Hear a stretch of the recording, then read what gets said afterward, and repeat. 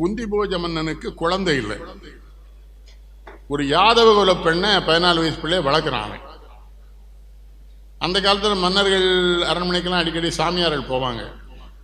உங்கள் எல்லாருக்குமே தெரிஞ்ச ஒரு பாப்புலரான சாமியார் துர்வாச முனிவர். கோவப்பட்டுக்கிட்டே இருப்பான் அவர் வேற வேலையே கிடையாது. முனிவர்னு பேரை போடணும்னா முனி, எல்லா முனியையும் துறந்தவருக்கு தான் முனிவர், அவர் துறக்கவே இல்லை. அந்த துர்வாச முனிவரை மன்னன் அந்த 14 வயசு வளர்ப்பு கொண்ட கொடுத்து நீ பார்த்துக்க வரேன். அது 2 மாசம் பார்த்துருக்கு. ஒரு இடத்துல உள்ள துர்வாசரை கோவப்பட விடலை. அப்போ துர்வாசர் கிளம்புற அன்னைக்கு அந்த பொண்ணை கூப்பிட்றாரு. இங்கே வேணா வருதுப்பா கூப்பிட்றாரு. உனக்கு திருமணம் ஆகும், ஆனால் குழந்தை இல்லாமல் போயிடும். உன் கணவனுக்கு குழந்தை பெறுகிற தகுதி இல்லாமல் போயிடும். அதனால் நான் ஒரு மந்திரத்தை உனக்கு சொல்லித்தரேன். இந்த மந்திரத்தை சொல்லி எந்த கடவுளை கூப்பிட்றோ அவன் வருவான், அவன் அம்சமாக உனக்கு ஒரு குழந்தை வரமாட்டான். 14 வயசு பிள்ளைகிட்ட சொன்னால் சோதிச்சு பார்க்காதா? அந்த பிள்ளை முட்டமாளில் போய் இன்னைக்கு சூரியனை பார்த்துட்டு இருக்கு. அப்போ இவனை கூட்டா வருமானா நினைச்சு மந்திரத்தை சொல்லு. அவன் வந்துட்டான். வந்ததுக்கப்புறம் பதறது, நான் கன்னி, திருமணம் ஆகலை, நீ போயிருங்க. அவன் என்ன பதில் சொல்றான்? நான் மந்திரத்தை கட்டுப்பட்டு வந்திருக்கேன், நீ என்ன போக சொன்னா அந்த முனிவனையும் உன்னையும் அழிச்சிருவேன், உங்க அப்பாவையும் அழிச்சிருவேன். பயந்த பிள்ளை உடன்படுது. அதில் பிறந்தவன் தான் சூரியகுமாரன் கர்ணன். ஆனால் அவன் ரொம்ப அவ காலத்தில் தொட்டில் குழந்தை திட்டம் இல்லை போலுக்கு, கெட்டியெல்லாம் ஆற்றுல வச்சு விட்டான். ஆனால் அறிவான பெண் தன்னுடைய சேலை ஒன்று அடையாளத்துக்கு வச்சிருக்கா. எங்கேயாவது கண்டுபிடிக்கணும்னா அது மிதந்து வருது. ஒரு தேரோட்டி அவளை எடுத்துடலாம் குருச்சேத்திரத்தில். அவன் கொண்டு வளர்க்குறான். அவன் மனைவிக்கு குழந்தையில ரொம்ப பெரிய அன்பா வளர்க்குறாங்க. அந்த குழந்தை சகல விதமான தெய்வ அம்சமும் அவனை பார்த்தா இருக்கு. கவசம் இருக்கு, கொண்டம் இருக்கு, ரொம்ப தேஜஸா இருக்கான். ஆனால் நம்மளை மாதிரி கருப்பு தான் அவன். எனக்கு ஒரு பெருமை இல்லை, நான் கர்ணன்லாம் நம்மளை மாதிரி கருப்பாக இருந்திருக்கான் அப்படின்னு வளர்ந்துட்டு இருக்காங்க. வளர்ந்துட்டு இருக்கும்போது இங்கே என்ன ஆகுது? வரிசையா ஒரு சாமிக்கு ஒரு குழந்தைய பெறான். அடுத்தால தர்மராஜனுக்கு தர்மன், அப்புறம் வாயுபுத்திரன் பீமன், அப்புறம் இந்திரனுக்கு மகன் அர்ஜுனன். வரிசையா ஒரு 5 குழந்தை. பாண்டு இருக்கிறான். வேணாம், பாண்டுவும் தொட்டா இறந்து போயிடுவான், இறந்தும் போயிடும். ஊர்ல திருதராஷ்டிரம் இருக்கான். அவங்க அம்மா அந்த காலத்தையே பொம்பளை இப்படிலாம் இருந்திருக்கு. அவங்க அம்மா ரொம்ப நல்லவா. அந்த மனசுக்குள்ள தப்பு இருந்திருக்கு. அந்த மதப்பைய குருடனா பிறந்தான். அதனாலதான் அவன் ஆட்சிக்கு வர முடியல. அவன் ஊனமுற்றவனா இருக்கான்னு பாண்டு ஆட்சியில் வைக்காங்க. அதில்தான். ஆனால் அப்புறம் பாண்டு காட்டுக்கு போயிடறான். அங்கே ஆள முடியாது, பையங்களை வச்சு ஆரம்பிக்கிடுங்கன்னு. ஆனால் அங்கே என்ன நடக்கு? பீஷ்மர் அவன் ஒரு அற்புதமான கேரக்டர். அந்த பாரதத்தில் எனக்கு ரொம்ப பிடிச்சதியா, எல்லாரையும் காப்பாற்ற பிறந்த பீஷ்மர் 8ஆம் நம்பர் 8ல் பிறந்தான். எல்லாத்தையும் சரி செய்ய வந்த பகவான் கண்ணன் 8. இந்த எல்லாத்தையும் பெரிய பிரச்சனை பண்ண சகுனி 8வது பிறந்தான். மன்னிச்சுக்கிடுங்க, நானும் 8வது தான் பிறந்தேன். என்னோட கண்ணதாசன் 8வது தான் பிறந்தேன். அப்ப என்னாச்சுன்னா எல்லா 8ம் மோதுது. ஒருத்தான் பரமாத்மா. பீஷ்மர்னு பேர் அவனுக்கு ஏன் வந்துன்னா, அவன் தேவவிரதன் ஒரு ஆள் தான். அவன் அப்பா மன்னரா இருக்காரு குருச்சேத்திரத்தில். அவங்க அப்பா திடீர்னு ரொம்ப மெல்லிஞ்சு போறாரு, சாப்பிட மாட்டேங்கிறாரு. தேவவிரதனுக்கு சந்தேகம் வருது. அப்பாவுடைய எப்பவுமே பெரிய மனுஷன் மேல சந்தேகம் வந்தா டிரைவர்கிட்ட தான் கேட்கணும். அதான் எங்க டிரைவர் போட்டோ எடுக்கான், டிரைவர் தான் கேட்கணும். தேரோட்டிட்டு போய் கேட்கறான் தேவவிரதன், அப்பா ஏன் மெலிஞ்சிட்டாங்க, ஏன் இப்படி இருக்கான்னு. அவன் சொல்லிட்டான், அங்கே ஒரு மீனவர்களை மன்னன் இருக்கான், அவன் மகளை உங்க அப்பா விரும்புறாரு. இந்த காலத்து பிள்ளைகிட்ட சொல்றேன், அப்பாவுக்கு அந்த பொண்ணை பேசுறதுக்கு இவன் போறான் தேவவிரதன்.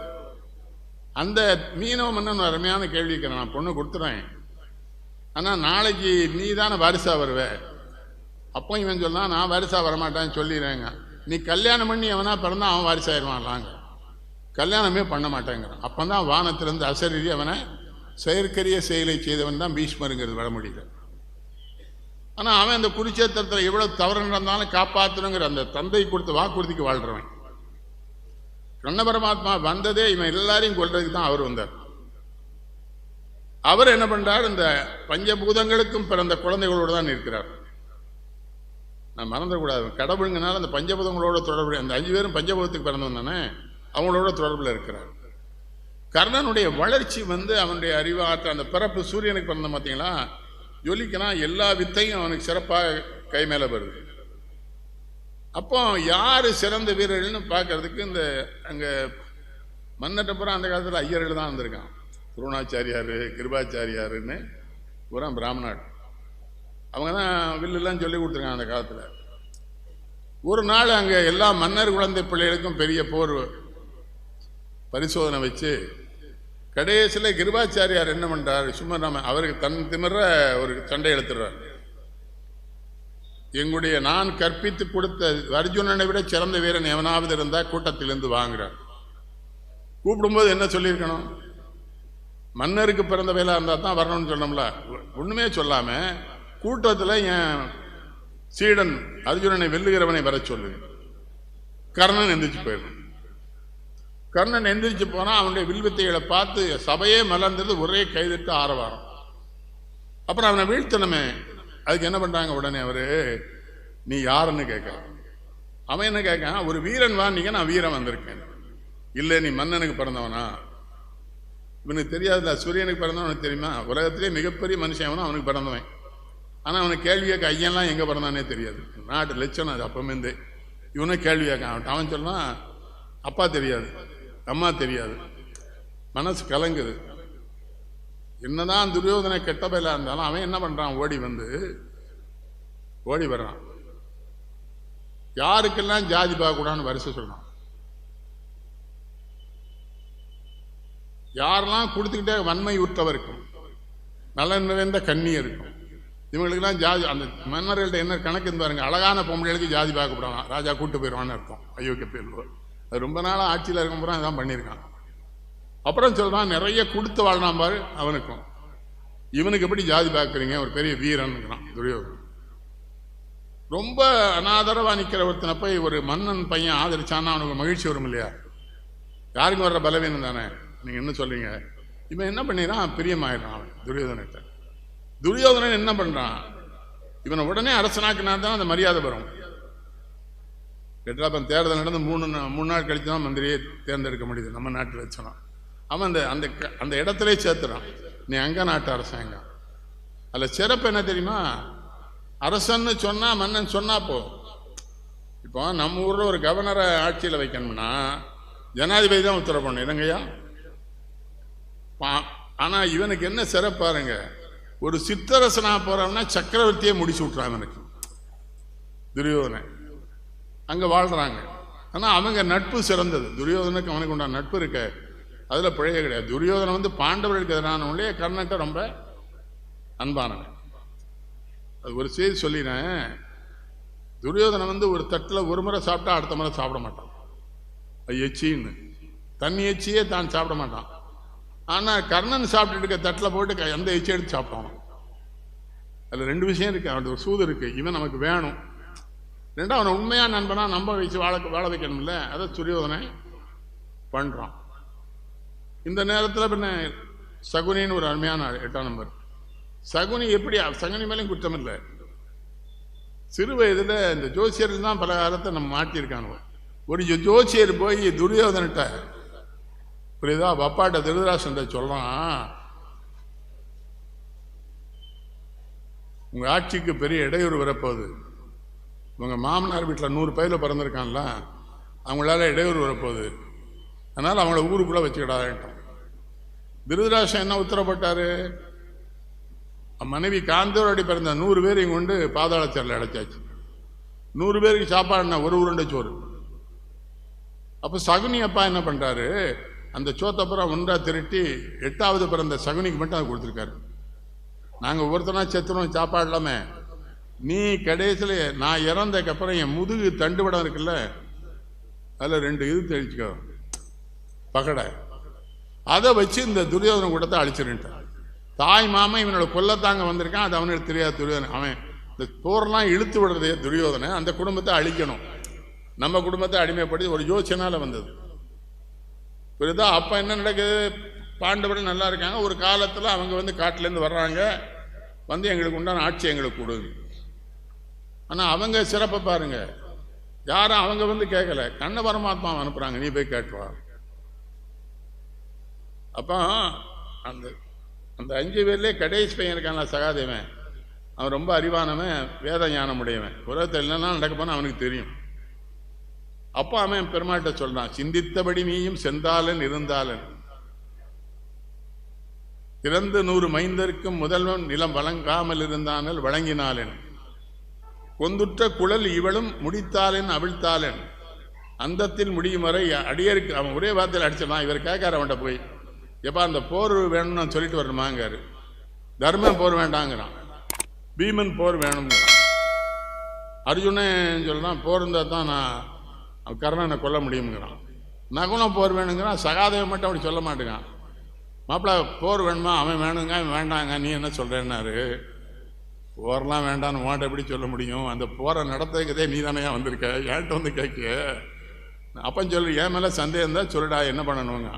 பாராள கண்ணன் நிகழ் பார்த்தனை முன் கொண்டு அணங்கர் காளார் குழல் கிளைந்து நின்னையும் என் காட்டு. அவன் என்ன கேட்குறான், நாட்டை ஆடுறதுக்கு கர்ணனை வச்சிடணும், அர்ஜுனனை கொண்டுடணும், திரௌபதியை முடிய வெட்டிடணும். அப்பா பகவான் எல்லாம் சிரிச்சே கேட்காரு. அப்புறம் ஒன்றை கட்டி போடணுங்க யார் கண்ணன்ட்ட. அவர் கேட்காரு, மற்றெல்லாம் செஞ்சுடா உங்கள் குடும்பத்தாட்கள், என்னடா இப்படி என்ன எப்படா மாப்பிள்ளை கட்டுவேன்னாராம். கடவுள என்ன எப்படி கட்டுவேன்? அவனு ஒரு 10,000 வடிவத்தில் இருக்கிறார் கண்ணபரமாத்மா. இவன் சம்மணம் போட்டு கீழே உட்காந்தா ஓம் நமோ நாராயணாய நமகன்னு சொல்லிட்டே இருந்தான். இங்கே உள்ள வந்து மாட்டிக்கிட்டார் கடவுள். அவ்வளோ உரமாக இங்கே வந்துட்டு. அப்போ சொல்லாரு, என்னடா மாப்பா அப்படி கெட்டிப்பட்ட என்ன பண்ணணுங்காரு. பாரத போர் முடிகிற வரை நீ எங்களை விட்டு எங்கேயும் போகக்கூடாது. அப்போ அவர் ஒரு ரசனை சொல்லியிருக்காரு அவன்கிட்ட, ஒரே ஒரு உதவி நீ எனக்கு செய்யணாரா, என்னை கட்டி போட்டதை யார்ட்டையும் சொல்லிடாதேன்னாராம். நீ கட்டி போட நான் நம்பலை, கட்டி போட்டதை யார்ட்டையும் சொல்லாதுன்னு. அப்போ தூது போகிறார். அங்கே இருக்கவன் எதுவும் கொடுக்கக்கூடாதுன்னு தெளிவான முடிவில் இருக்கும். இவர் முதல்ல ராஜ்யம் கேட்குறாரு, ஸ்டேட் கேட்குறாரு, அப்புறம் பஞ்சாயத்து போர்டு கேட்குறாரு, அப்புறம் வீடு கேட்காரு. இல்லைங்க, விடவே முடியாது. பகவான் எவ்வளவு அருமையானவர் பாருங்க. அப்படி நடந்து வர்றாரு. கர்ணன் அவங்க கூட இருக்கான். கர்ணன் கிட்ட வரும்போது சொல்றாரு, நீ சூதபுத்தனலடா, குந்தி மகன்றார். இவருக்கு அவன் தேவை, அவன் மனசை கலைச்சாதான் அவன் யுத்தத்தில் சரியா இருக்க மாட்டான். நம்ம அம்மா தான் குந்தின்னு அவன் உடனே சொல்றான், நான் குந்திக்கு மகனாவே இருக்கட்டும், இவ்வளவு நாள் சோறு போட்டு வளர்த்து என்ன மன்னன் ஆக்கினானே, அவனை விட்டு நான் வர முடியுமான்னு. நீ சொல்றது உண்மைதான், நான் ஒத்துக்கிறேன். கண்டால் விளவின் கனியூத்தும் களையால் நிறையின் கனமழைத்தும் குண்டால் மழையின் குலம் தடுத்தும் குலவும் செவ்வர் கோபாலா இன்றால் எனது பிறப்புணர்ந்தேன் என்று அன்புருகி எம்பியர்பால் சென்றால் என்னை நீ அறிய உலகம் என்ன பார்த்து சரிக்குமில்ல. இப்போ நான் இவங்களை விட்டு போனான், நீ போயிட்டு வா, நான் புரிஞ்சுக்கிட்டேன். நீ சொன்னா பொய் இல்லை, நான் நிச்சயம் சூரியன் மகன் தான், குந்தி மகன் தான், மகிழ்ச்சியா இருக்கு, போயிட்டு வா. இவர் இங்க என்ன பண்றாருன்னா, குந்தி அம்மா கேட்குது, என்னடா மருமனை போயிட்டு வந்தியா? இல்லை அவனை ஒன்றும் தர, ஊசி அளவு நேரம் கூட தரமாட்டேன்ட்டானுங்க அப்படின்ட்டு சொல்றாரு. ஆனால் ஒரே ஒரு சிக்கலுக்கு அத்த, போரில் கர்ணன் உயிரோடு வந்து அர்ஜுனனை கொண்டுருவான். அர்ஜுனனை கொண்டா அவன் மக்கமார் 5 பேருமே செத்து போயிடுவான். அது ஒன்று தான் எனக்கு தெரியலங்க. அப்போ குந்தியம்மா கேட்குறான், அவன் கர்ணனை எப்படிலாம் என்னடா பண்ணுறதுன்னு. நான் ஒரு செய்தி கேட்பேன், உண்மை சொல்வியான்னு கேட்காரு. கடவுளுக்கு தெரியாமல் அது இருக்குமா? நீ கன்னியா இருக்கும்போது சூரியகுமாரனுக்கு ஒரு பிள்ளை பற்றிய நினைவு இருக்காங்க. அப்போ சொல்றா, இல்லை உங்கள் அப்பாவும் தாத்தாக்கே தெரியாத உனக்கு எப்படி தெரியும்? அவனுக்கு தான் எல்லாம் தெரியுமே.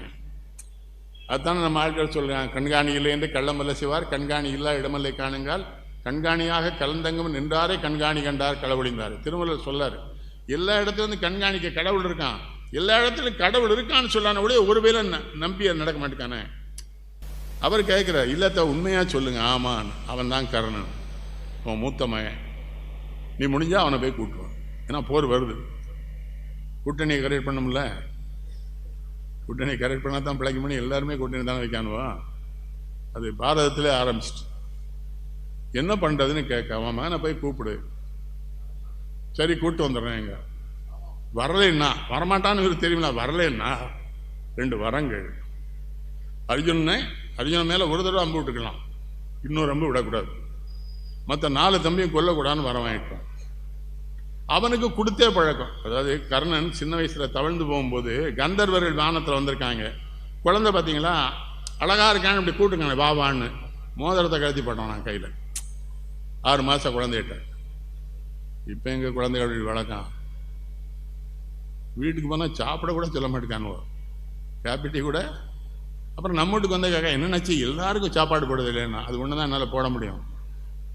சில பேர் அதுலேயும் சொல்லலாம், இப்படி போட வேண்டாம்னாச்சு மொத்தமாக சாதமாக கிளறி போடுங்கானே. அவனை என்ன செய்ய, நான் முழுவதும் சாப்பாடு போடுவேன், மொத்த சாதமாக கிளறி போட செலவு கம்மிங்க. நான் சொன்னேன், நான் நற்கதிக்கு போனவேன், வீட்டை விட்டு போங்கடா ஒன்று சொல்லித்தராங்க. அதை தூக்கி போட்டுவானோ மோதிரத்தை.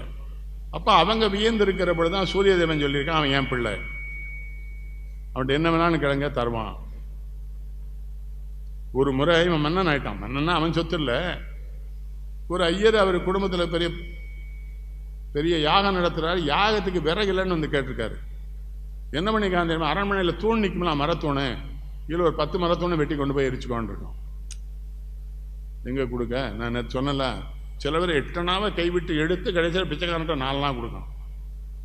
அவன் சொன்னான், 10 rupees குறைஞ்சி நாங்கள் வாங்குறதில்ல, நீ போய் பிச்சை எடுங்க. நான்லாம் கார்கிட்ட வந்தால் 20 ரூபா கொடுத்துறேன். 20 ரூபாய் வச்சாலே ஒரு டீ தான் குடிக்க முடியும், அதுக்கு மேலே ஒன்றும். ஒரு முறை சென்னையில் என் பையன் சினிமாவில் இருக்கானா, அவன் நான் என் மனைவி புற்றுநோயில் சங்கடம், கடற்கரைக்கு டெய்லி கூப்பிட்டு போவான். ஒருத்தன் வந்து எனக்கு பசிக்குன்னு நான் அவன்கிட்ட ஒரு 50 ரூபா கொடுத்தேன் சென்னையில். என் பெரிய பையன் சொன்னால் 50 ரூபாய்க்கெலாம் மெட்ராஸில் சாப்பிட முடியாது, நீ குடியான். அப்புறம் 200 ரூபா கொடுத்தான். என் மனைவி நைட்டு அழுதா, எனக்கு ரொம்ப மகிழ்ச்சியாக இருக்குது, நம்ம பிள்ளையோட நம்மளை மாதிரியே இருக்கான். வளர்க்கணும், அதெல்லாம் சொல்லி கொடுத்து வளர்க்கணும். சில பேர் எங்கள் சொந்த மாமனாருக்கே சோறு விட மாட்டேங்கானோ வீட்டுக்குள்ளே வந்தா, அவரே ஆள் வச்சு தடுத்தோம். அதெல்லாம் திருநெல்வேலியில் விவரமாக இருப்பானோ. அண்ணாச்சிலாம் நம்ம வீட்டில் சாப்பிடுவாளான்றோம். அப்புறம் நம்ம சாப்பிட்டா நம்ம நாய்க்கு சமானம். பட்டா எவ்வளோ சாமர்த்தியமாக சொல்லாந்துமா. அதில் இன்னொன்று இந்த புயலோட சங்கடமா, ரொம்ப அழகான பொண்டாட்டி கேட்டான்னு வைங்க, எவனையும் வீட்டுக்குள்ள விட மாட்டான். சித்தப்பா, தாத்தா, தாத்தா கூட, தாத்தா எப்போ வந்த, சரி சரி சரி நான் விலகி போயிட்டுருக்கேன், நீ 2 நாள் கழிச்சோம், 2 நாள் கழிச்சு அந்த ஊர்லேயே இருக்க மாட்டான். புரியுதா? ஆனால் அவன் எல்லாருக்கும் கொடுத்துக்கிட்டு இருக்கான். அப்போ தான் ஒரு சின்ன சிக்கல். ஒரு ஐயருக்கு இவனால் ஒரு சங்கடம் வந்துடுது. அவர் அப்போ சாபம் கொடுக்குறாரு, நான் இப்படி ஒரு இடத்துக்கு போயின்னு தடை பண்ணிட்டேன், நீ யுத்த களத்தில் வைக்கும்போது தேர் சக்கரம் புதஞ்சிரும்ங்கிறார். இப்போ அம்மா போய் நிற்கிறார். அவனுக்கு சொல்லி கண்ணை வர சொல்லிட்டு வந்தாலும் அவங்க அம்மா தாண்டா குந்தின்னு. அம்மா பார்த்தா அந்த தேடிட்டு இருக்கவனுக்கு எவ்வளோ பாசமாக இருக்கும். அப்போ அம்மா எங்கம்மா வந்தீங்கன்னு கேட்கான். வருகையின் முதலாய் இளைஞர் ஐவரும் நீ மலரடி அன்பினால் வணங்கி ஒரு குல மக்குமா எல்லாரையும் நின்று வணங்குவானுங்க. குருராதிபருக்கும் குறிசலாய் வாழ்வது கூறுவதே கடனை. நீ தம்பிமார் 5ஓட வந்துரு, நீ தான் ஆட்சி நடத்தணும், அவங்களாம் உனக்கு அடிமையாக ஏவல் பண்ணுவாங்க. அவன் கேட்குறான், யாரென்றறியத்தகாத என்னை நீ என்ன இதுக்குமா விட்ட ஆத்துலங்க, பெற்ற நீர் மக அன்பிலாமையோ பெரும்பழி நாணியோ விடுத்தீர், அற்ற நாள் தொடங்கி இந்தடமும் என்னை ஆரிய துணை என நினைந்து கொட்டாம் சுத்தமா மகிடம் புனைந்து அரசளித்து கூட உண்டு உரிய தம்பியரும் சுத்தமானவரும் வணங்கிட எனக்கு தோற்றமும். அவன் என்ன அருமையா பில்லி எழுதுவார் தெரியுமா? அவன் சொன்னாமா, நீ என்னை சின்ன பிள்ளையிலே விட்டுட்ட, அது பழிக்கஞ்சியோ இல்லை குழந்தைய பிடிக்காம விட்டியோ எனக்கு தெரியாது, உன் நிலைமை தெரியாது. அன்னையிலேருந்து அவன் என்னை நண்பனாக கூட வச்சு வளர்க்குறாமா. அதில் என்ன சொல்லலாம் பாருங்க, அவன் என்னை நடத்துகிற நடத்தையில் அவன் தம்பிமார் 99 பேரும் வேலை பார்க்க போகிறான், என்னையும் சக்கரவர்த்தி கும்பிட மாதிரி கும்பிடுவாங்க. அப்படி எனக்கு ஒரு தகனம் வச்சுருக்கான். கொற்றமா மகுடம் புனைந்து அவன் என்ன பண்ணானா, முதலையே முடி சூட்டிட்டானா, அதுக்கப்புறம் தான் அரசு கொடுத்தானா. முதல்ல முடி சூட்டினான் அவசரமாக, எனக்கு அரசு கொடுத்தான்.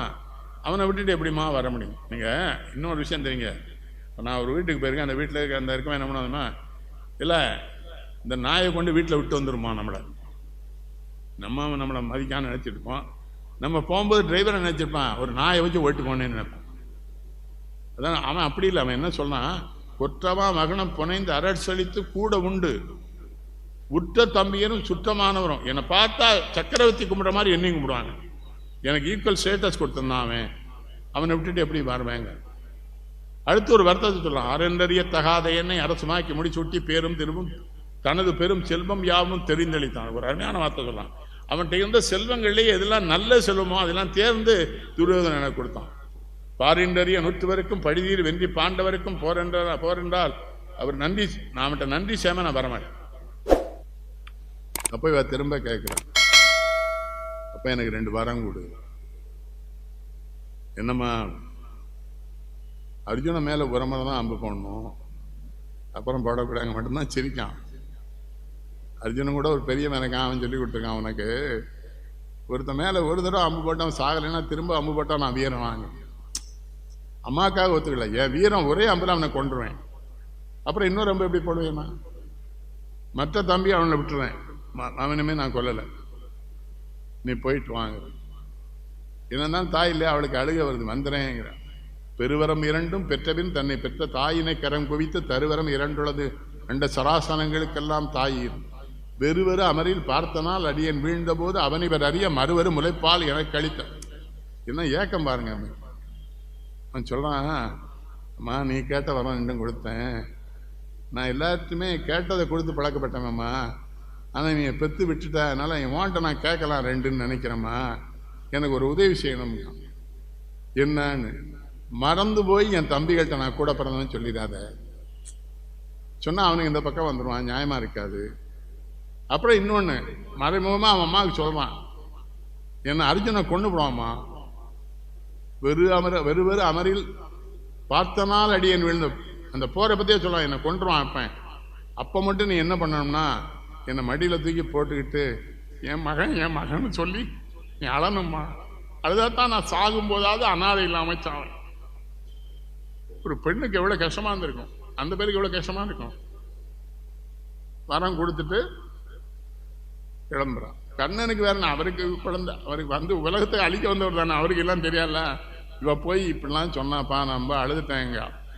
அப்போ சிரிக்கிறான் கண்ணன். என்னன்னு, அவன் சாக பிறந்திருக்கான், அது அந்த 6 ஜாவு 100 ஜாவு நம்ம சொல்றாங்கல்ல, இவனும் வேற இளவையா சொல்லிடுவான். அதெல்லாம் கிடையாது, இவன் 6 பேர் இருந்தாலும் செத்து போயிடுவான், 100 பேர் இருந்தாலும் செத்து போயிடுவான். அதுதான் கண்ணன் சொன்னது. அப்போ கண்ணன் அவனை போய் பேசி பார்க்குறாரு. அப்போ சொல்றான், இல்லை கண்ணா, அவனை மடந்தை மேகலை மணி உறவை ஏகாந்த இடந்தனி நான் நயந்திருப்ப எடுக்குவான். என்ன சொல்றான், சக்கரவர்த்தி போய் தான் சதனகாமனை மாடி முடியும் பொண்டாட்டியோட பானுமதியோட துரியோதனை.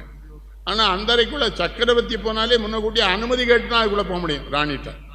அங்கே நான் எப்போ வேணாலும் போவேன், சதனகம் ஆடுவேன் பானுமதியோட. தங்கச்சின்னா கூட அண்ணனு கூடுவா.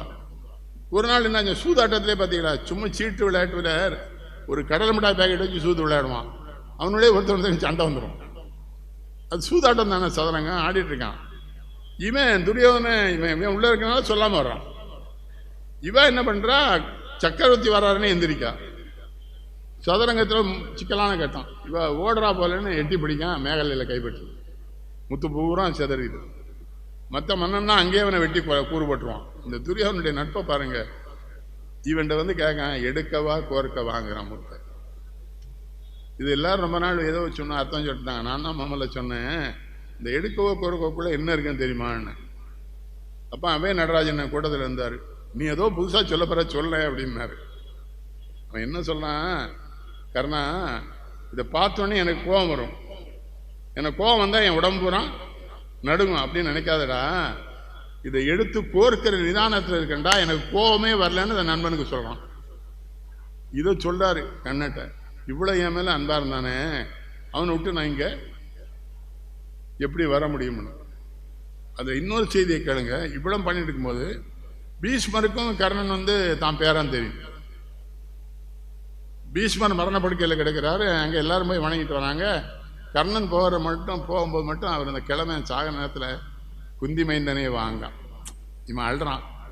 தாத்தா உங்களுக்கு தெரிஞ்சு எனக்கு சொல்லலையே, சொல்ல முடியாத இடத்துல மாட்டிக்கிட்டேன்டா. இந்த கூட்டணிக்கு நான் தலைவனாக வந்ததே பெரிய தப்பு, தப்பான கூட்டணியில் தலைவன் ஆகிட்டேன், வெளியே வர முடியாது, சாகத்தான் நான் முடியும். ஆனால் இப்போ நீயே வணங்க வந்திருக்க சொல்லண்டா, நீ வந்து குந்தி மைந்தன், நீ வந்து துரியோதனுக்கு நண்பனுடைய சூரியன் பிள்ளடா நீங்கிற. இவனுக்கு ஒரு மகிழ்ச்சி வருது. ஏன்னா தாத்தா இந்த ஊர்லேயே பெரிய தாத்தா, அவர் நம்மளை அங்கீகாரம் பண்ணிட்டாரு அப்படின்ட்டு வரான். கண்ணன் என்ன பண்ணி வைக்கிறாரு, அர்ஜுனன்ட்ட சொல்றாரு. அர்ஜுனன் சொல்றான், வந்து தானா வீரம் பேசான், வரட்டும் அவன் நான் எப்படி பண்ணேன்னு. மாப்பிள்ளைங்க வா, நீ அவனை கொண்டு வேணும், நான் ஊருக்கு போறேன்ட்டு. இவர் இருந்தால் தான் கொல்ல முடியும். நீயே கொண்டுக்கிடுவா, சரி நான் போயிட்டு வரேன், எங்க நாட்டுக்கு போறேன். அப்புறம் தான் குந்தியம்மா தலையிடு, இல்லைப்பா மாமா இருக்கட்டும். போற நடக்கு. கர்ணனை ஒன்றும் செய்ய முடியல அவங்களால. அவன் தான் ஒரு அம்பு போட உரிமை வாங்கிட்டான்ல அம்மாட்ட, இந்த ஒரு அடம்பை போட்டுறான்ல, அதுதான் கடவுள் என்ன பண்ணாரு, ஒரு அமுக்கமுக்குனாரு தலைப்பை. அதான் தலைக்கு வந்து தலைப்பாயிட்டு போயிட்டு இந்த நம்ம ஒரு வசனம் சொல்றோமே, அது அதில் வந்தது. அப்புறம் அந்த ஐயன் சொன்னான்னு சொன்னலாம், அதில் அந்த சக்கரம் புகஞ்சிக்குது. அர்ஜுனன் நேர்மையாக இருக்கான், அம்பு போடுங்கிறார் பகவான். இல்லை, அவன் ஆயுதம் இல்லாமல் இருக்கானேன்னு.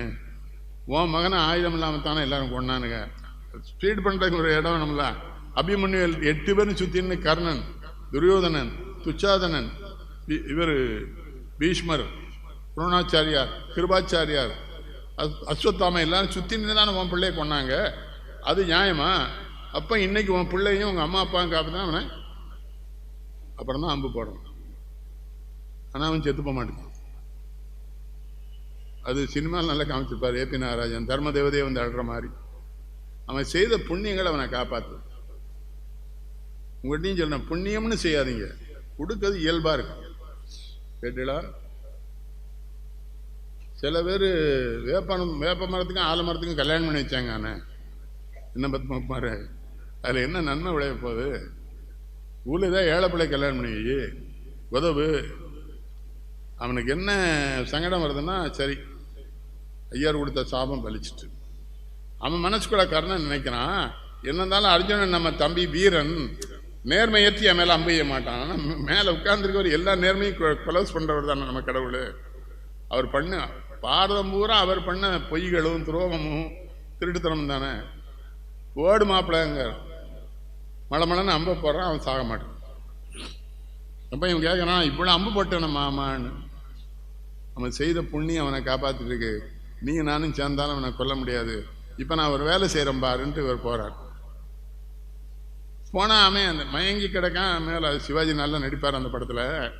அன்னி NT ராமராவை ராமனே நினச்சி தானே ஆந்திராபுரம் ஓட்டு போட்டானு. அவனை எம்ஜிஆரையாவது மனுஷன் நினச்சி ஓட்டு போட்டான், அவனை கடவுள்னே நினச்சானுங்க. அவன் வீட்டு போனால் தேவுடுன்னு வந்து கும்பிட்டு நிற்பானுங்க. கேட்டீங்களா? போய் கேட்குறான்.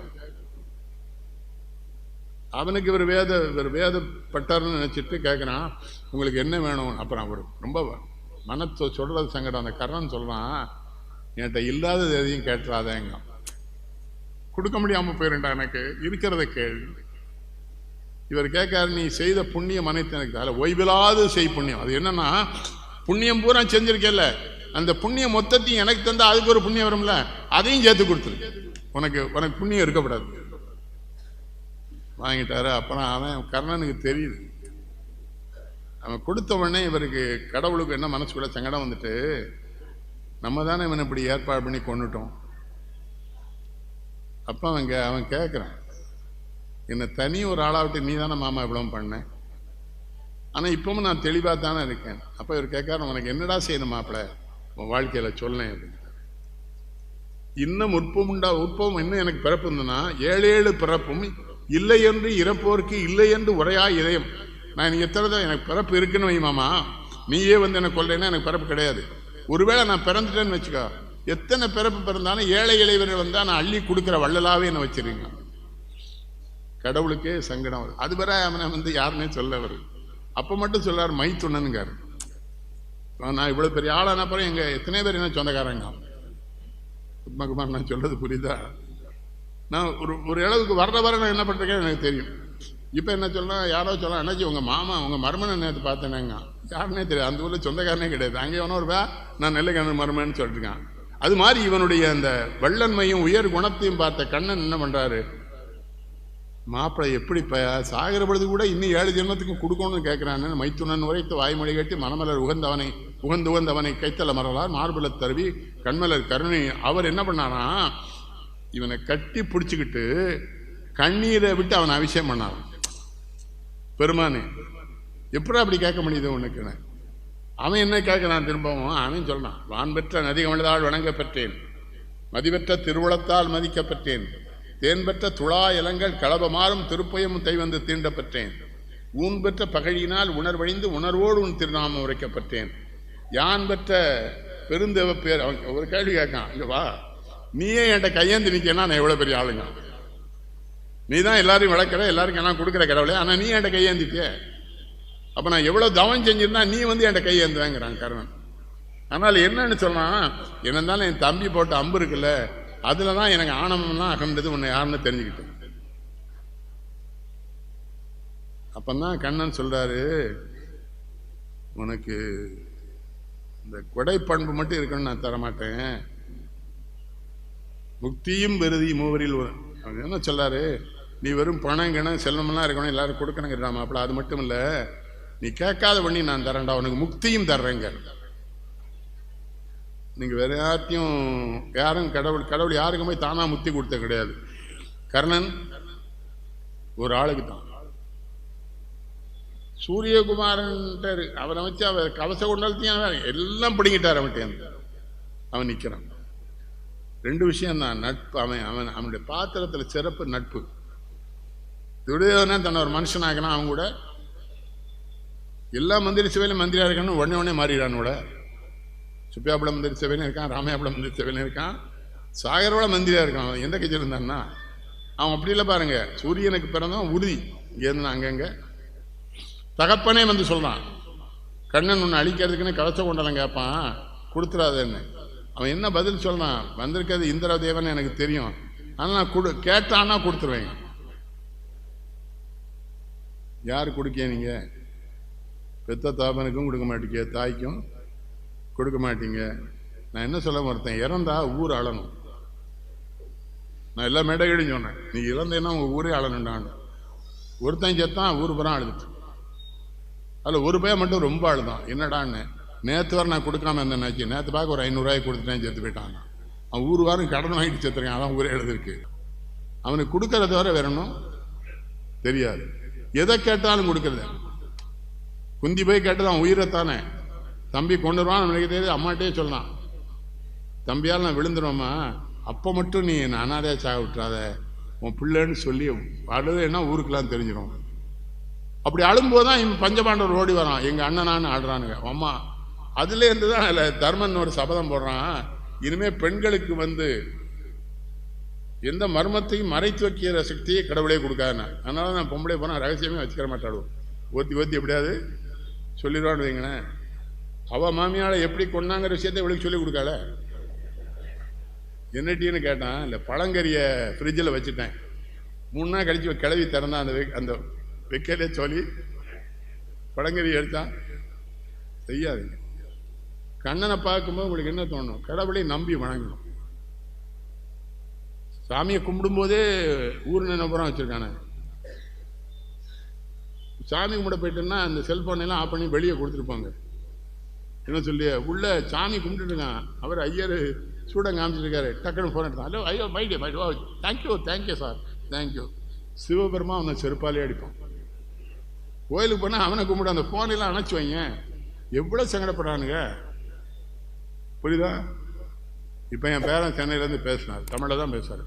வணக்கம் தாத்தான்னார். இன்ஜினியரிங் முடிக்கிறார் அடுத்த வருஷம். அங்கே ஈஸ்வரி காலேஜில் பச்சைமுத்து மருமன்ட்டேன் துட்டு வாங்கல சொல்லிட்டேன். ஏன் வேற என்ன வாங்க மாட்டேன் ஏன்னாரு. அந்த அளவு கொஞ்சம் பரவாயில்ல, எப்படியா எனக்கு தெரியல, அவன் வாழ்க்கை எனக்கு தெரியாது. இந்த டெல்டா மாவட்டத்தில் படித்த பையங்களுக்கு கூட அந்த தடவை ஃபீஸ்லாம் வேண்டான்ட்டார். இந்த மழை வெள்ளத்தில் சங்கடப்பட்டாங்களா அவங்க. இன்னொன்று இந்த மக்கள் எனக்கு புரிய முடியல, இந்த மழை வெள்ளம் இது எல்லாமே கடவுள் தானே கொடுக்குறான் நமக்கு. உங்களுக்கு ஒரு கேள்வி உங்கள்கிட்ட கேட்குறேன், தயவுசெய்து பேர் சொல்லுங்க. இந்த மேலே உத்தரகாண்டுக்கு மேலே போய் சிவபெருமானை கும்பிட போனான் எல்லாரும். பெரிய வெள்ளம் அதில் ஒரு 1000 பேர் 2000 பேர் செத்துட்டான். அப்போ இவங்க என்ன நினைக்கணும், சிவபெருமான் எங்கள் அப்பாவே எடுத்துக்கிட்டாருன்னு தானே சொல்லணும். சிவபெருமானை தானே கும்பிட போனா, லபோதிபன் வயிற்றில் அடிக்கணும். அப்போ உங்கள் அப்பா என் சாமி கும்பிட போனா, மலைக்கு மேலே போனால் வெள்ளம் வரும். நீங்கள் உடுமலைப்பேட்டில் ஒரு அருவி இருக்குது, திருமூர்த்தி மலை அருவி. அங்கே போய் சாப்பிட்டு இருக்கும்போதே லேசாக மேலே கொஞ்சம் ஓடி வந்துடணும். வித்தின் செகண்ட்ஸ் வெள்ளம் அடிச்சு போயிடும். கிருதாரி பிரசாத் ஒரு பெரிய பேச்சாளர் இருந்தார், மாலிங்கத்தை வேண்டியவர். அவரும் ஒரு மகளும் அந்த வெள்ளத்தில் தான். இயற்கை பாருங்க, நேற்று பாருங்க ஆந்திரா பரட்டிட்டு. இயற்கைக்கு தமிழ்நாடு தெரியாது, ஆந்திரா தெரியாது, டெல்லி தெரியாது, எதை அடிக்கணும்னு நினைக்க அடிச்சிடும். அப்போ மட்டும் சாமிங்க எல்லா பயிலும் சர்ச்சில் பிரேயரு, அங்கே பள்ளிவாசலில் தொழுக. நம்ம ஒரு சாமியும் தூங்க விட மாட்டேங்கான். நம்ம சாமி சொன்னால் கேட்பானே எவனாது. சாமி நைட்டு நாளைக்கு அதிகமாக புயல் உங்கள் ஏரியாவே நான் எடுத்துக்கிட்ட போகிறேன்னா கேட்பானா? என்னாச்சு சாமியில் என்னாச்சு ஏதோ ட்ரிக் பண்ணுறாங்க. ஆமாம், இயற்கையை எந்த நேரமும் புரட்டி போடுகிற சக்தி இறைவனுக்கு தானே இருக்கிறது. நான் கேட்கேன், நீங்கள் எல்லாரும் மலைக்கு போகிறீங்க, அப்போ மலையிலேருந்து நாங்கள் யானை இறங்கி கீழே தானே வரும். அதே இடத்துல நீங்கள் போய் பார்த்துட்டீங்க, அது குடிக்கிற தண்ணியை கெடுத்து போட்டீங்க, மரத்தெல்லாம் வெட்டிங்க, அது எங்கே வரும்? பேப்பர்காரனுக்கு புத்தி இருக்கா? யானைகள் கீழே இறங்கி அட்டகாசமா. நான் சொன்னேன் எல்லாம் மனுஷன் அட்டகாசம், இவன் போனால் மேலே போனால் அது கீழே வந்துச்சு. நல்ல வேளை கடவுள் எவ்வளோ கருணை எவ்வளோ பாருங்க. யானை காண்டாமரம் அந்த பெரிய உருவங்களை போனால் சைவம் தான் சாப்பிட வச்சிருக்காரு. அதெல்லாம் அச்சுவை சாப்பிட்டா நம்மளாம் இருக்க முடியுமா? ஒவ்வொரு ஊரை ஒரு நாளைக்கு அது டிஃபன் சாப்பிட்ருவோம். இறைவன் என்னவெல்லாம் நமக்கு அருள் செஞ்சிருக்கான்னு தெரிஞ்சுக்கணும். நான் ரூமில் தான் படுத்து கிடந்தேன், உடம்பு சரியில்லை. ஆனால் இன்னைக்கு காலையில் மனைவி எல்லாத்தையும் கோயிலுக்கு அனுப்பிச்சிட்டேன். எனக்கு என்ன சங்கடம், கடவுள் நம்மளையும் கூட மாட்டேங்கான் கோயிலுக்குள்ள. அப்படி தான் யோசிச்சேன், இந்த கோயிலில் என்னை வரக்கூடாதுன்னு சாமி நினைக்கிறான். அவன் அருளாலே அவன் தாழ் வணங்கி. மாணிக்கவாசர் சொல்றார், எந்த கோயிலுக்கு நீ போன்னு நினைச்சிடாடா, போக முடியாது. அந்த கடவுளை என்னை கூப்பிடாரு அன்னைக்கு தான் உள்ள போக முடியும். நீங்களே நினைச்சு பாருங்க, திட்டம் போட்டுலாம் வச்சிருப்பீங்க ஒரு கோயிலுக்கு போகணும்னு, போக முடியாம போய். பழனியை தாண்டி போய் எனக்கு பழனினா ரொம்ப பிரியம். 10 ரூபா போயிருக்க மாட்டேன். மேட்டுப்பாளையத்து உட்காந்துருக்கும் போது அவர் குமாரசாமி கவுண்டர் வருவார். ஏனுங்க ஐயா பழனி போய்ட்டு வருமாம்பார். உடனே சொல்ல, சரி கூப்பிட்றான் போயிடுவோம். கடவுள் கூப்பிட்றான், நம்ம போயிடணும். அங்கேயும் போக முடியல. அந்த பழனி ஆண்டவர் சிலையே திருடிட்டாங்கன்னு. அவருக்கு பேர் தொழிலதிபர் தீனதயாளன். செல்ல திருநவனுக்கும் தொழிலதிபர் பேர் பட்டாங்க. என்ன மற்ற தொழிலதிபர்லாம் எப்படி இருக்குது? எனக்கு கர்ணனை பேசும்போது எனக்கு அழுக வந்து, ஒரு குழந்தை உன்னதமான இடத்துல பிறந்து ஒரு நல்ல தாய்க்கு பிறந்து மறைமுகமாக வைக்கப்பட்டனால தானே அந்த குழந்தை வாழ்க்கை சீரழிஞ்சு போச்சு. ஒன்று சூரியனாவது இவன் என் பிள்ளைன்னு சொல்லியிருக்கலாம்ல உலகத்துக்கு. அவனுக்கு எல்லாம் ஸ்டேட்டஸும் கிடைச்சிருக்கலாயா? சங்கடம் பாருங்க. முழுமையான வில்வித்தை தெரிஞ்சு போராடுவானா, அவன்கிட்ட போய் கம்யூனிட்டி சர்டிஃபிகேட் கேட்டுக்கானுல, ஜாதி சான்றிதழ் கேட்டுக்கானு யாருன்னு. என் பெரிய பையனுக்கு சாதிலாம் இல்லைன்னு சொல்லி கொடுத்தேன். சுகான் இப்போ சினிமாவில் இருக்கானே அவன் 10ஆம் கிளாஸ் எழுதும்போது வீட்டுக்கு வந்து சிரிச்சுக்கிட்டே உட்கார்ந்தான். இப்போ என் வீட்டுக்காரர் கேட்டேன், என் அம்மா சிரிக்கான்னு. நீங்கள் சாதிலாம் இல்லைன்னு அவங்க ஹெட்மாஸ்டர் வந்து சாதி சான்றிதழ் வாங்கிட்டு வர சொல்லியிருக்காரு. என் அப்பா சொல்லி கொடுத்தாங்களே என்னன்னு கேட்குறேன். நான் ஹெட்மாஸ்டரை கூட சொன்னேன், இந்தியன் படி சேர்த்துக்கிறேங்கன்னு. சர்டிஃபிகேட் வேணும்ட்டார். எனக்கு தெரியாது. அப்புறம் தாசில்தார்ட்ட தான் சர்டிஃபிகேட் வாங்கணும். நாங்கள் நம்ம தம்பி ஒருத்தன் இருந்தான்.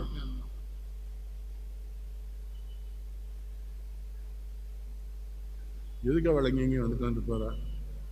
பயமாக இருக்குது. உள்ளே ஏதாவது போயிருந்தா பிரச்சனை ஆயிடும். உள்ளே போயிருந்தா நான் அவர் தான் உள்ளே பண்ணுவீங்களே. அப்போ அவங்க என்கிட்ட கேட்டான், எப்போ நீ இல்லைன்னு சொன்னீங்க. சரி பாப்பானா சர்டிஃபிகேட் கேட்டார் மாஸ்டர். நோயில் வட்டாட்சியர்னா தம்பி முத்துக்குமாரசாமி இருக்கான் தாசில்தாரா. நான் கூட கேட்டேன், தம்பி இவனுக்கு ஒரு சாதி சான்றிதழ் வேணுமேன்னு. அவன் சொன்னான் பேக்வேர்டு போட்டு தரேண்ணா. எல்லாம் பிள்ளை மாதிரி பிள்ளை பேக்வேர்டு போடுவேங்க, துளு வெள்ளாறுன்னு போட்டுடலான்னு. அதுக்கு மேலே எதாக இருக்கான்னு கேட்டால், இசை வெள்ளாறுன்னு போட்டால் மோஸ்ட் பேக் வேணாம். அது போட்டால் ஊரில் வேறு மாதிரி நினைப்பான், அது வேறு ஜாதி. இப்போ சென்னை சிரிச்சே கேட்டேன், எப்படா ஒன்றுக்கு மாற்றுவீங்கன்னு. 500 ரூபா தான் வித்தியாசம்ட்டான். நம்மளை கடவுள் ஒரு ஜாதியில் பிறக்க வச்சிருக்கான். தாசில்தார் 500 ரூபாய்க்கு மாற்றி விட்டுருதானே. அவன் படித்தவன் தானே. படித்தவன் சூதும் பாவம் பண்ணால் போவான் ஐயோன்னு போவாங்க பாரதி. படித்தவர் ஒழுக்கம் இல்லாமல் போனால் அந்த நாடு அழிஞ்சிருங்கிறான் பாரதி. அதுதான் நடக்குது. என்ன சொல்றீங்க? இப்போ நான் வர்றேன், அந்த போலீஸ்கார் வந்து காருங்க போகக்கூடாதுன்னு. நீங்கள் கொடுத்தது தான் முன்னால் ஒட்டியிருக்கேன் பாரு, உன் வேலையை பார்த்துலப்பா, பார்க்க வேண்டாமா? ஆனால் கள்ளச்சார வியாபாரி வந்தால் செல்ஃபிட் அடிக்கானே. கள்ளச்சார வியாபாரி போது போலீஸ்காரன் போகிறான், ஒன்றும் போல சொல்லிடுங்க. என்னாச்சு நல்லா இருக்கலாங்க. அவன் நல்லா இருந்தால் ஊரில் கிட்ட போவான். அவன் கர்ணன் மேலே கடவுளே கருணை காட்டல இல்லை. கண்ணனே அவன் மரணத்துக்கு பிறகு ஒரு கருணை காட்டி என்னத்துக்கு? முதல்ல காமிச்சிருக்கணும் கண்ணன். கண்ண பரமாத்மான்னா அதுதான். கண்ணன் என்பது மோக வடிவம், ராமன் என்பது காதல் வடிவம் பாரு கண்ணதாசன். கண்ணன் மோக வடிவம், ராமன் தான் காதல் வடிவம்னு படிங்க. குழந்தை இளைஞர்களெல்லாம் சொல்ல நிறைய தெரிஞ்சுக்கிடுங்க. சுசீந்திரன் என்ன ஊர்னு உங்களுக்கு எத்தனை பேர் தெரியும்? பெரியவர் புலவர் ராம்சாப்பிள்ளை என்னை பார்த்து புத்தகங்கள்லாம் கொடுத்தாரு. இன்னைக்கு பூரா அதை படிச்சுட்டே இருந்தேன். தலை வரலாறு, அப்புறம் அந்தாதி பாடியிருக்காரு. ஒரு அம்மன் இருக்க, முக்கியமான அம்மன், அதை பற்றி அந்தாதி, அந்த வரலாறு அவர் செலவழித்து போட்டிருக்காரு. நம்ம போய் கேட்டு வாங்கி அவர்கிட்ட வாங்கி படிக்கணும்ல பிள்ளைகள். அவர் ஒன்றும் ரூபாய்க்கலை, இலவசமாக தான் அச்சடிச்சிருக்காரு. சில பேர் என்கிட்ட வந்துடும், அண்ணாச்சி நம்ம புஸ்தகம்லாம் என்ன விலைம்மா, ஒரு விலை கொடுத்து கடையில் வாங்கி கேட்டல. ஏன்னா நம்மகிட்டனா வாங்கிட்டு காலில் விழுந்து கும்பிட்டுருவான், ஆசீர்வாதம் பண்ணுங்கன்னு. நம்ம 7 லட்ச ரூபா செலவு. அது நான் எனக்கு என் வாழ்க்கையில் கர்ணன் பார்த்தது எம்ஜிஆர் ஒரு ஆள். சிவாஜி வீட்டில் ஒரு துப்பாக்கி சூடு தகராறு, இந்த பிரபு பயிலும் பெரிய மகனும் சுட்டுக்கிட்டாங்க. சிவாஜி பதறி போய் இவரை கூப்பிட்றாரு. நான் சிவாஜி வீட்டில் இருக்கேன். அண்ணே அப்படிங்கிறாரு. அது ஒன்றும் கேஸ் இல்லை தம்பி, கேஸ் ரிஜிஸ்டர் ஆகலை, நான் எல்லாம் சரி பண்ணிட்டேன். அண்ணன் இருக்கும்போது நீ ஏன் வருத்தப்படுறாங்க? அந்த ஆள் இவர் ரொம்ப எதிர்க்கிறவர். அண்ணன் இருக்கும்போது ஏன்டா வருத்தப்படுறாங்க? சிவாஜி அப்புறம் என்கிட்ட அழுதாரு, பிள்ளைவாள் நீங்கள் நன்மைன்னு சொன்னீங்க, உண்மைதான், நல்லவன், சினிமா அவனை கெடுத்துப்படுத்தியா. அந்த ஆள் அதே இந்த விஜயகாந்த் ஒருத்தன் இருக்கான்ல, எம்ஜிஆரை விட அதிகம் கொடுத்தவன், குடிச்சு வினா போயிட்டானே. நான் சின்ன பிள்ளையிருந்து பழக்கானு என்னாச்சுமா, ஏய் குடிக்காடான்னு. அவன் மனைவி பெரிய கோடீஸ்வரன் விட்டு பிள்ளை, வாழ்க்கையே போயிட்டு இருப்பான், மகனை கூட்டு வந்திருக்கான். என்ன பண்ண? நானும் இந்த அரசியலில் நான் செய்த பாவம்லாம் எப்போ தொலைஞ்சிருந்தா 3 தடவை தேர்தலில் நின்று எல்லா பயிலையும் கும்பிட்டேன், பாவம் தீர்ந்துட்டான். ஏன் கும்பிட்டேன்னு தெரியாது, எதுக்கு கும்பிட்டான்னு தெரியாது. அந்த ஊரில் ஒரு முட்டா பையன் தான் எனக்கு வழிகாட்டும், அங்கே கும்பிடுங்கம்மா அண்ணாச்சி, இங்கே அதில் ஒரு சரியாக கும்பிட்டு தொலைங்களாம்மா. நான் புறநானூறு படிச்சிருந்ததுக்கு திருக்குறள் படிச்சிருந்ததுக்கு பெரிய அந்த நாய்ட்டை தான் அலையணும். கருணாநிதி ஏற்று போட்டிட்டேன். அதில் மெட்ராஸ் அரசியல் நமக்கு புரியல. அது மட்டும் இல்லை, நம்ம ஆள் ஒவ்வொரு தெருவுலையும் 3 அம்மன் கோயில் வச்சுருக்கான். அவ்வளோ அம்மன் கோயிலை கொண்டு நிறுத்திடுவானு தேர்தலில். அம்மனுக்கு ஒட்டாயா இருக்கு, கொண்டு நிறுத்திட்டு அந்த பூசாரி ஒரு கொட்டாய் விடுவான்ல, அம்பாள் வந்துட்டாங்க. நான் சொன்னேன், நுரையீரலுக்கு காற்று பள்ளினா கொட்டாய் வரண்டானா மூடுங்க. உன்னை எவன் எலெக்ஷன் நிற்க சொன்னான்? 3 அம்பாள் கோயில் 100 ரூபாய்க்கு தட்டில் போட்டோம். சரி, நம்மளால தான் அப்படி பண்ணா. கிறிஸ்தவ நண்பர் ஒருத்தர் வந்தார், ஒரு வக்கீல், பிஷப்பை பார்த்தீங்களான்னாரு. நான் எதுக்கு பார்க்கணும், 10,000 ஓட்டு இருக்கு அவர்கிட்ட. நான் சொன்னப்போ சாயங்காலம் போய் வாங்கிட்டு வந்துடுவோமான்னு. ஒன்று கொழுப்பு ஒன்று விட்டு போகாதுன்னு. அப்புறம் எனக்கு நம்ம சாமியான விழுந்து கும்பிட்டுருவோம், திருநீர் அள்ளி பூசிடுவார். அவர் எப்படி கும்பிடணும்னு தெரியாது. அவர் பியூன்னு சொன்னால் மண்டி போட்டு பிஷப் மோதிரத்தில் முத்தம் கொடுங்க. நான் முத்தம் கொடுக்க அது எச்சியாக இருக்குது. என்ன எடுப்பேன்னா அந்த வேட்பாளர் முத்தம் கொடுத்தான், தொடக்க முன்னாடி வந்துட்டேன்னாரு. அப்போ பார்த்தேன் 10,000 ஓட்டு பிரிஞ்சுட்டு நம்ம இனிமேல். அடுத்த வக்கீல் வந்தான், பிஷப் பார்த்தியானா பாட்டேன்னு. அது ப்ராஸ்டன்ட் பிஷப்யா, கேத்தலிக் பிஷப்பை பார்த்தியானா. அப்போ எனக்கு சந்தோஷம், நம்மளை மாதிரி இவனொல்லையும் நிறைய பிரிவு இருக்கு போலன்னு. ஆனால் அந்த தேர்தல் அடிக்கும்போது ஒரு வசதி, நம்ம எப்போ எழுப்பினானோ, எப்போ குளிப்பாட்டினானோ, எப்போ பல் தேய்ச்சானோ தெரியாது. அவனுடைய குளிப்பாட்டி, அவனுடைய பவுடர் போட்டு, அவனுடைய ட்ரெஸ் பட்டி கூட்டுப்போம். என்னாச்சு, இங்கே கும்பிடுங்க, எங்கே கும்பிடுங்க. நாங்கள் ஐயா சிதம்பரம்ல இவ்வளோ பிள்ளையாடு தென்காசியில் அவளையே தேர்தல் நிறுத்தி வருது. தேர்தல் பிரச்சாரத்துக்கு போகும், நான் பார்க்குறேன் ஒரு கூட்டம் கடை முன்னாலும் அவளை கும்பிட்டு நிற்கும். அப்புறம் எனக்கு சின்ன என்னென்ன வேறு வழி இல்லைப்பா, எல்லா இடத்துலையும் கும்பிட சொல்லலாம். அப்போ கத்தலிக் பிஷப்டா போயிட்டேன். காலைல 7 மணிக்கு கூப்பிட்டு போயிட்டேன். அவர் இந்த பாமன்னிப்பு குண்டில் உட்காந்துருக்காரு. போய் கேளுங்கனாச்சு, போய் கேளு, அவர் பாமன்னிப்பு குண்டில் இருக்கார்ல. என்ன இன்னும் 20 ஊருக்கு போனட்டான். நான் உடனே போய் மண்டி போட்டு, ஃபாதர் நான் அந்த மாதிரி திருநெல்வேலியில் தேர்தலில் காங்கிரஸ் கட்சி கம்யூனிஸ்ட் கட்சி கூட்டணியில் நிற்கிறேன். அவர் உடனே, நான் பரமண்டத்துக்கிற பிதாவே, இந்த பாவி தேர்தலுங்கிற பாவ களத்தில் மாட்டிக்கொண்டிருக்கிறார், இவன் பாவத்தை மன்னித்து. நான் சொன்னேன், நானும் ஆமன்னு சொல்லிட்டு வந்துட்டேன். அந்த இடத்த என்ன சொல்ல. கொஞ்ச நேரம் கழிச்சு இன்னொரு ரூமுக்குள்ளே தள்ளிட்டானோ, சின்ன லைட் ஏறுது. அங்கே ஒரு ஆள் இயேசு வருகிறார் வருகிறார் வருகிறார், அந்த வந்து விட்டார். நான் சொன்னேன், அவர் தான் நம்ம ஊரில் ஓட்டு இல்லையில, அவையாமல வாரான்னு. அப்போ தான் அது அல்லேலுயாவான்னு தெரியாது. அல்லேலுயான்னு ஒன்று போல சத்தம் போட்டாங்க.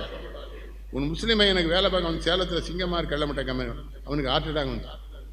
அவனுக்கு கொண்டு ஐக்ரௌண்ட் ஆஸ்பத்திரியில் சேர்த்து, முஸ்லீம்களை விடலை, பள்ளிவாசலை கொண்டு வச்சு எனக்கு ஒரு தொப்பியை போட்டு, அவங்க ஒரு 5 கிலோ பூந்தியை வாங்கி, அவங்க வேற இனக்கா பணக்கா கணக்கான்னு சொல்கிறான். அது நம்ம திருநெல்வேலி பிள்ளை மாதிரி பேர் ரொம்ப குசுமாக சொன்னான். தோக்க ஓதுறானா ஜெயிக்க ஓதுறானே தெரியல. என்னாச்சு, நான் எல்லாம் வீடு வந்து இந்த கூத்தில் மாட்டிக்கிட்டாச்சு, அனுபவிச்சுடணும். ஒரு கிராமத்துக்குள்ளே போகிறேன், அங்கே ஒரு பெரியவர் கூப்பிட்றாரு, தம்பின்னாரு. என்னன்னு, எனக்கு இந்த வெள்ளாட்டங்கறி தலைக்கறி சாப்பிட்டு ரொம்ப நாளாச்சு, எது தேர்தல் நிற்கணுக்கு எல்லாம் வேலை கொடுக்காம பாருங்க. எங்கள் ஊரில் பள்ளிக்கூடம் கேட்டுக்கன்னா புரியுது. கேவலப்பட்டு சின்னாமனப்பட்டு, அப்புறம் கடைசியில் நரசிம்மராவ் என்ன பண்ணாரு, என்கிட்ட கேட்காம கருணாநிதி வேறு நிறுத்திட்டார். அப்போ என் வீட்டுக்காரி புற்றுநோயில் இருக்காங்க. அவங்க தான் சொன்னாங்க, பெரிய தலைவருக்கு மேலே அறிவிச்சிருக்காங்க, நீங்கள் நிற்கலைன்னா அவங்கள தப்பாக சொல்லிடுவான், நின்றுங்கன்னு. அவளை மருத்துவமனையில் வச்சுக்கிட்டு நான் போயிட்டு வருவேன் சாப்பாக்கத்துக்கு. அப்போ தான் நினச்சேன், இப்போ என்கிட்ட ரொம்ப நெருங்கிய தலைவாட்டியோ தர சொன்னேன், இல்லை நீ மந்திரியாக இருந்தது தப்பு, திரும்ப ஆய் தொலைச்சிடாத, பெரிய கேவலமான படைப்பு இந்த படைப்பு. இங்கிலீஷ் வேறு பேசுவான்னு, உங்களுக்கு இங்கிலீஷும் தெரியாது, ஆனால் இங்கிலீஷ் பேசுவான். மந்திரி இங்கிலீஷ் பேசினா கேட்டு தான் இருக்கணும், தப்பாக பேசினாலும் என்ன சொல்லிய.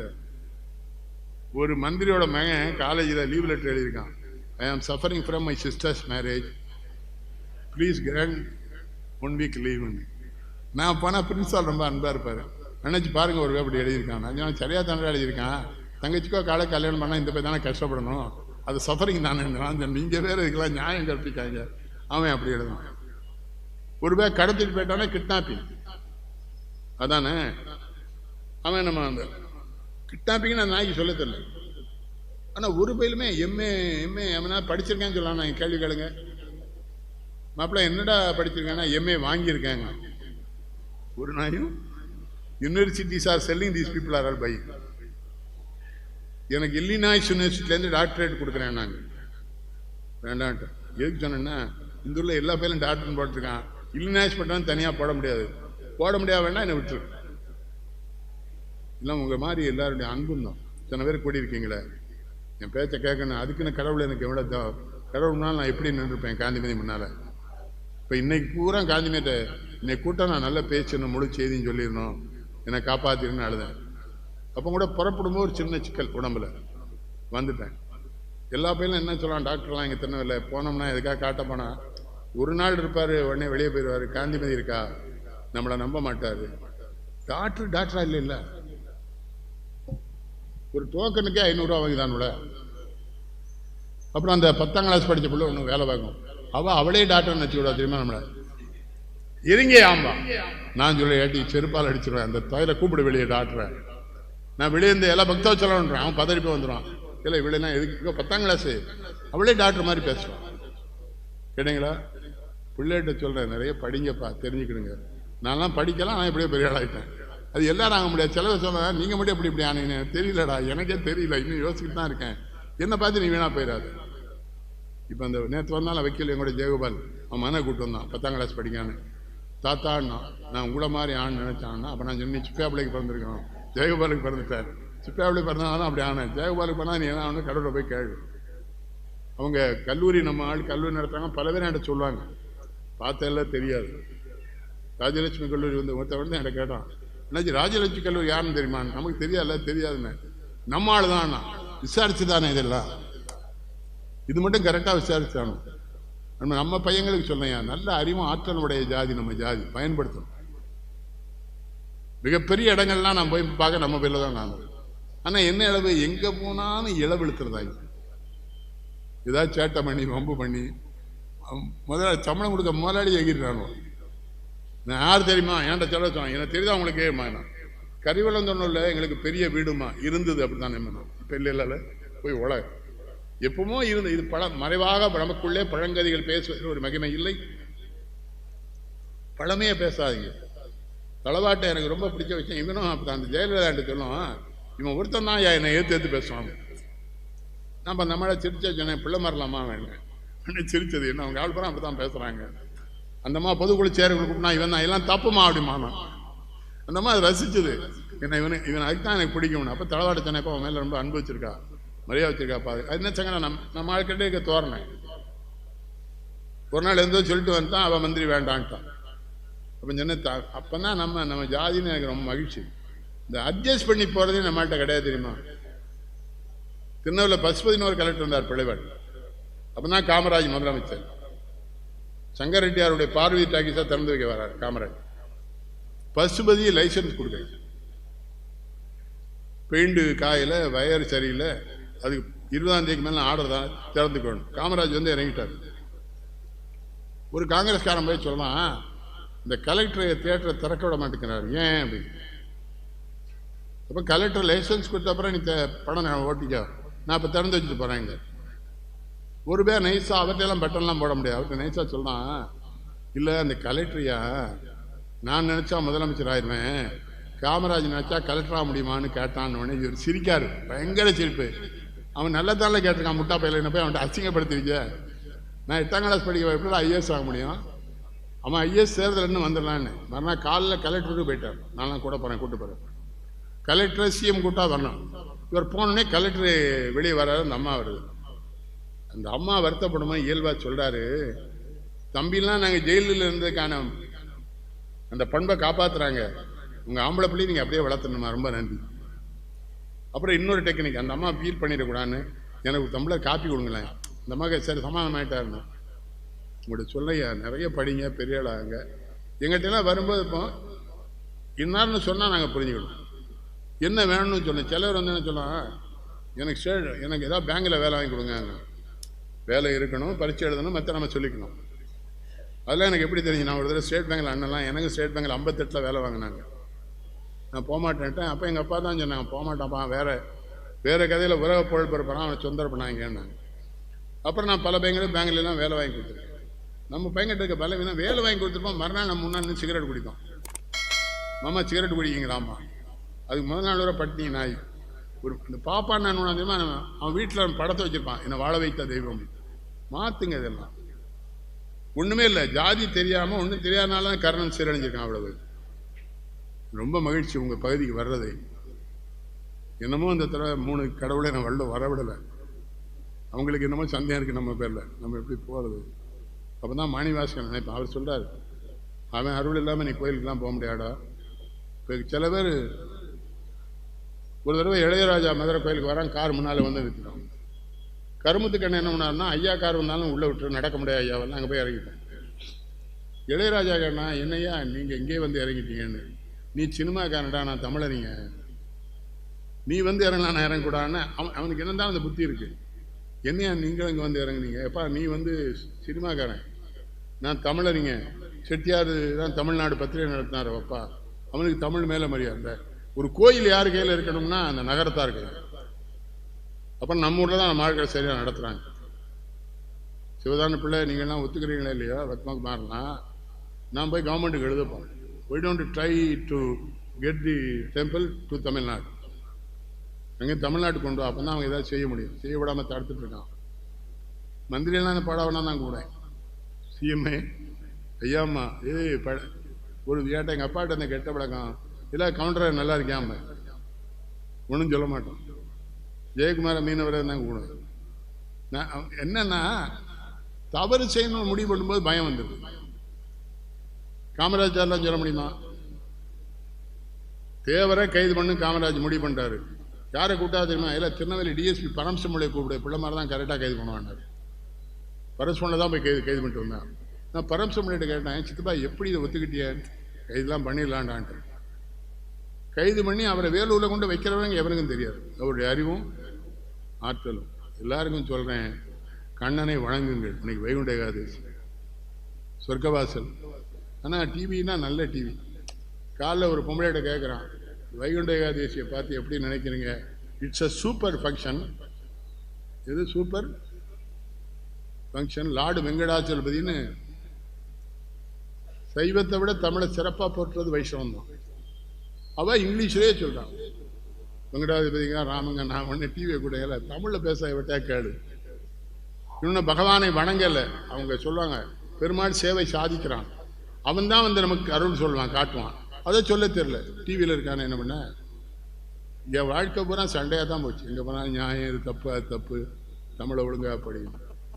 கர்ணனை பற்றி எனக்கு தெரிஞ்ச நல்ல விஷயங்கள் பூரா அவங்ககிட்ட சொல்லிட்டேன். எனக்கு இந்த பிராடம் சொல்கிற மாதிரிலாம் சொல்ல தெரியாது. இந்த கேரக்டர் என்னென்ன அங்கே இருந்திருக்கு. நீங்கள் சகுனி தப்பு பண்ணல பார்த்தீங்களா? அவன் எல்லாரும் தீயவன் நினைக்கிறாங்க. அவன் என்ன பண்ணியிருக்கான்? அவங்க குடும்பத்தை அவன் கேவலப்படுத்தியிருக்கான். துரியோதனை பாதாள சேரில் போட்டு பட்டி போட்டு கொண்டு இருக்கான். அதுக்கு பழிவாங்கத்தானே சொந்த தங்கச்சி பிள்ளைகளை பூரா அழிச்சு விட்டாவே. 100 பேர் வந்து போயிட்டான்ல. இன்னொன்று, நம்பிக்கை தான் பெருசு, எண்ணு பெருசு இல்லை, 5 தான் எண்ணு. இங்கே 100 இல்லை.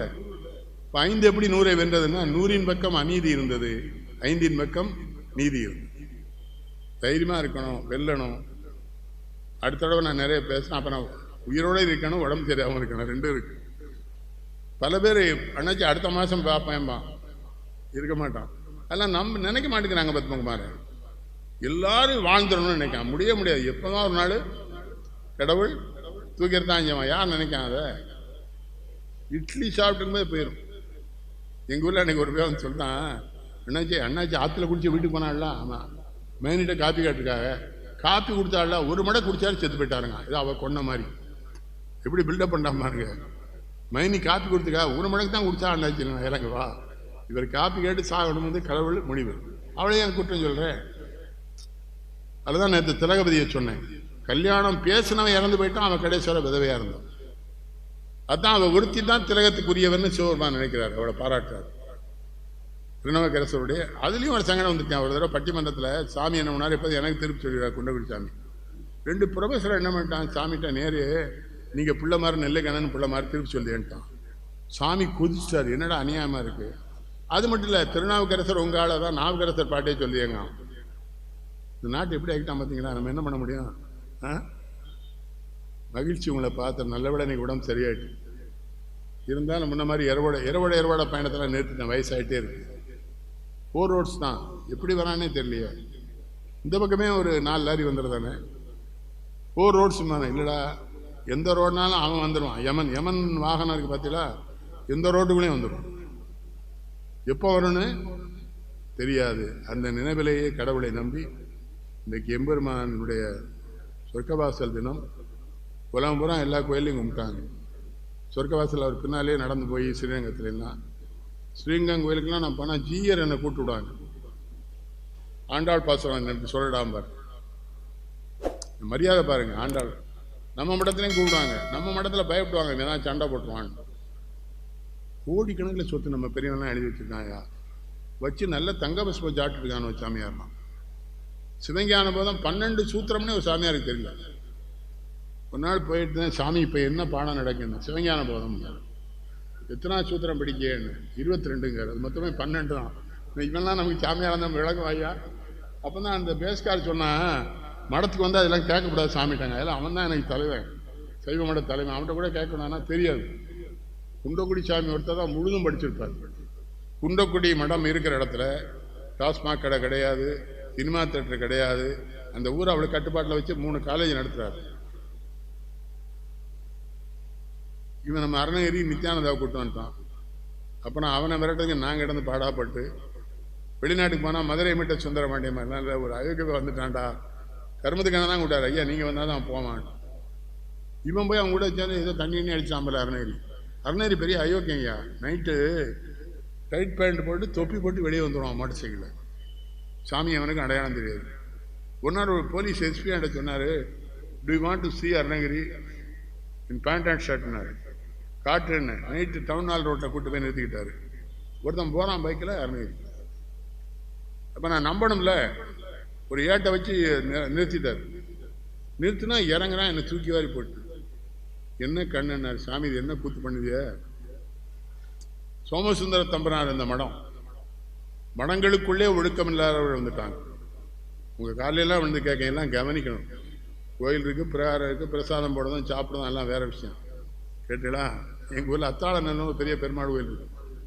நானும் என் மனைவியும் கும்பிட போகிறோம். வாயில் சுண்டலை போட்டுக்கிட்டே அவன் பாசுரம் சொன்னான். நான் அவனை என்ன பண்ணேன், ஏய் ஒன்று தின்னுட்டு வா, போய் முகத்தையெல்லாம் கழுவிட்டு வந்து வாய்க்குள்ளே சுண்டல் கிடக்கு, எண்ணெய் மண் உடம்பு மைந்தனைங்க. ஏய் என்னடா பெருமாள்னால் இன்னைக்கு உனக்கு அச்சம் வேண்டாமா? நம்ம பற்றாட்டியும் சொல்லணும், நிறைய தெரிஞ்சுக்கோ, நிறைய படி. பன்னீர்னா உண்மையான பன்னீரை கொடு. கேரளா மேலே எனக்கு என்ன மரியாதைன்னா, கோயிலில் ரொம்ப சுத்தமாக இருப்பாங்க. சுத்தமாக தானே வச்சுருக்கான். இங்கே திருச்செந்தூரில் முருகனுக்கே ஏசி பண்ணிட்டாங்களே. உள்ளே இருக்கால முருகன், அவருக்கு ஏசி. லூஸ் பேர் உள்ளவங்களை என்ன பண்ண, நமக்கு கோவம் வருதுயா. தப்புன்னா கோவம் வருது. இப்போ நம்மகிட்ட வந்து அந்த இன்ஜினியரிங் காலேஜ் நல்லா நடத்துகிறாங்க.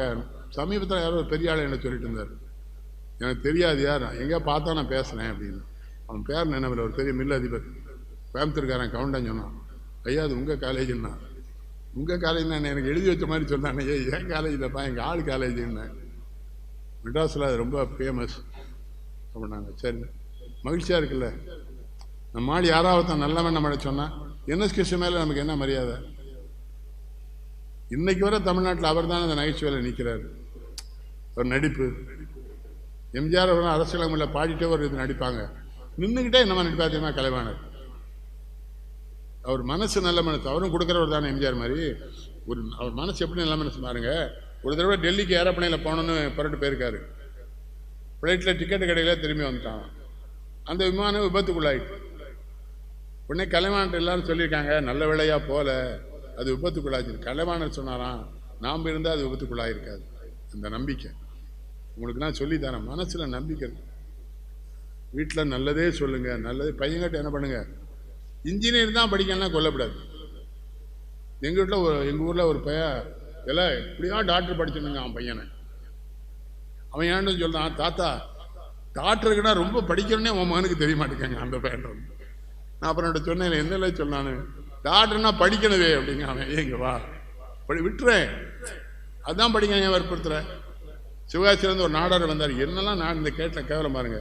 அவர் பையன் பரீட்சை எழுதியிருக்கான்னா அந்த பேப்பரை திருநெல்வேலிக்கு வந்திருக்கான். இதில் 99 மார்க் போட்டால் என் பையன் டாக்டர் ஆயிடுவான், நான் 10 லட்ச ரூபா கொடுத்துறேன். அதில் இந்த வீட்டுக்கு வரக்கூடாது, நீ போயிரு. ஏன் என்னாச்சு, 10 லட்சம் தாரங்கார் போக சொன்னேன். நான் தெரிஞ்சுக்கிட்டே சொன்னேன், நம்ம 10 லட்ச ரூபா வாங்க மார்க் போட்டு அவன் டாக்டர் ஆகிட்டான்னு வச்சுக்க, நமக்கு இறுதி காலத்தில் அந்த ஆஸ்பத்திரியில் கொண்டு நம்மளை சேர்த்தா நம்ம நிலைமை என்ன ஆகணும், நம்ம டாக்டர் ஆகிருந்தானா. அப்படியா சிந்திச்சு பாருங்கடா. ஊரில் என்ன நினைக்க, அன்னைக்கு பணம் காப்பாற்றவே, நேரத்தை சொன்னேன், பணம் காப்பாற்றவே. ரொம்ப அதிகமாக பணம் வச்சுருந்தா பிள்ளையே கொண்டு விடும். நாடு அப்படிதான் இருக்கு. ரொம்ப பணம் வச்சிருந்தா எல்லா முகலாய மன்னர், பெரிய பெரிய மன்னர்கள்லாம் கொண்டது அவங்க பிள்ளைகள் தானே. ஆட்சி தனக்கு வேணும்னு. நல்லா இருங்க, ஒற்றுமையா இருங்க, தயவு செய்து.